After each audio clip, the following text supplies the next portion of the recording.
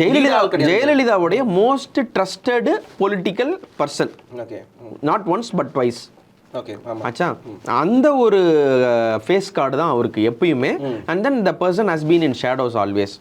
இவர் நிறைய அவருடைய நேரடி கண்ட்ரோலில் அந்த நிறையா திட்டங்கள் வந்து தாரவாக்கப்பட்டது, நிறையா விஷயம் வந்து ப்ரோ சென்ட்ரல் கவர்மெண்ட்டாக பண்ணப்பட்டதுன்றது அவரோட ஆட்சியிலன்றது நிறைய பேருக்கு தெரியும். ஆனால் அந்த ஏன் அந்த இமேஜ் வரலன்னா, அவர் பில்ட் பண்ணி வச்சிருக்க பெர்சோனா வந்து நான் ஒரு கமெண்டிங் டோன் எடுக்கிற ஆள் இல்லை, நான் ஒரு தடால் அடியான பர்சன் கிடையாது, I am a person moving in the shadows.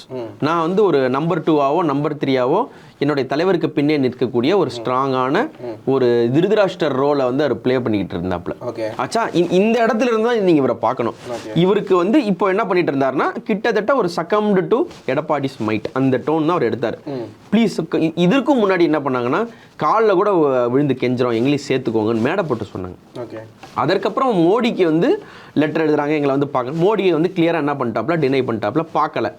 அது வந்து என்ன ஆகிடும், இனிமேலும் இங்கே இருந்தால் இன்னப்புறம் பொலிட்டிக்கல் ஃபேஸ்ன்றது சுத்தமாக கிடையாது. நீங்கள் ஊர் பக்கம் போனீங்கன்னா இதோட கேவலமாக பேசுவாங்க. இல்லை இந்த சேயிங், இந்த ஊருன்னு நான் சொல்கிறது வந்து இது ஊர் மட்டும் கிடையாது.